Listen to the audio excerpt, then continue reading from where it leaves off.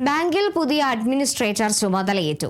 ഹൈക്കോടതി ഉത്തരവിനെ തുടർന്ന് കാസർഗോഡ് ജില്ലാ joint registrar general Satheesh Chandran KV ആണ് പുതിയ അഡ്മിനിസ്ട്രേറ്ററായി ചുമതലയെടുത്തത്. ബാങ്കിലെത്തിയ അഡ്മിനിസ്ട്രേറ്റർ നിലവിലുണ്ടായിരുന്ന കമ്മിറ്റി കൺവീനർ KT ബിനുവിനെ വിളിച്ചു വരുത്തി കോടതി ഉത്തരവ് വായിച്ചു കേൾപ്പിച്ച ശേഷമാണ് ചുമതലയേറ്റത്. ബാങ്കിന്റെ ദൈനംദിന പ്രവർത്തനങ്ങൾ കൃത്യമായി മുന്നോട്ട് കൊണ്ടുപോകുകയാണ് തന്റെ കർത്തവ്യമെന്ന് ചുമതലയേറ്റ ശേഷം സതീഷ് ചന്ദ്രൻ പറഞ്ഞു.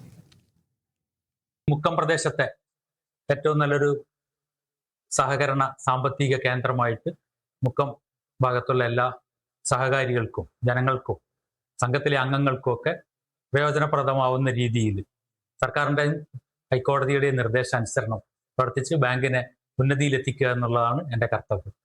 എന്നെ ഏൽപ്പിച്ചിരിക്കുന്നത് ദൈനംദിന കാര്യങ്ങൾ നടത്തുക എന്നുള്ള കർശന നിർദ്ദേശം ഹൈക്കോടതിയുടെ ഭാഗത്തു നിന്നുണ്ടായിട്ടുണ്ട്. അപ്പോൾ അതുപ്രകാരമാണ് ബാക്കിയുള്ള കാര്യങ്ങൾ ഹൈക്കോടതിയുടെ ശ്രദ്ധയിൽപ്പെടുത്തും, രജിസ്ട്രാറുടെ ശ്രദ്ധയിൽപ്പെടുത്തും.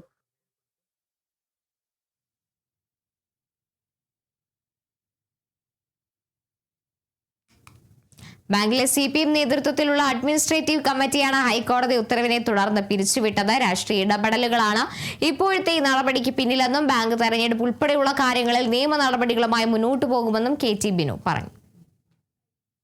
ഭരണമെല്ലാം മാറിയപ്പോൾ ഇതിന് അഡ്മിനിസ്ട്രേറ്റീവ് കമ്മിറ്റിയുടെ കാലാവധി കഴിഞ്ഞ ജൂലൈ മാസം 19 തീരേണ്ട സാഹചര്യം ഉണ്ടായിരുന്നു. ഞങ്ങൾ ഭരണം തിരിച്ചേൽപ്പിച്ചു കൊടുക്കാൻ ഡിപ്പാർട്ട്മെന്റ് തിരിച്ചേൽപ്പിക്കാൻ സാഹചര്യത്തിലാണ് JR ഉൾപ്പെടെയുള്ള ആളുകളെ കോൺഗ്രസ് നേതാക്കന്മാർ ചതിയിൽപ്പെടുത്തിക്കൊണ്ട് ചില ഫോട്ടോ എടുക്കുന്ന സാഹചര്യം ഉണ്ടായി. ഹൈക്കോടതി ഈ വിഷയത്തിൽ ഇടപെട്ടു. ഹൈക്കോടതിയുടെ കടുത്ത നിയന്ത്രണത്തിൽ കൂടിയാണ് സാറിന് പ്രവർത്തിക്കാൻ കഴിയുള്ളൂ. അതൊക്കെ ഇവിടുത്തെ പ്രാദേശിക കോൺഗ്രസ്സുകാരുടെ ഇടപെടലിന്റെ ഭാഗമായിക്കൊണ്ടായ പ്രശ്നമാണ്.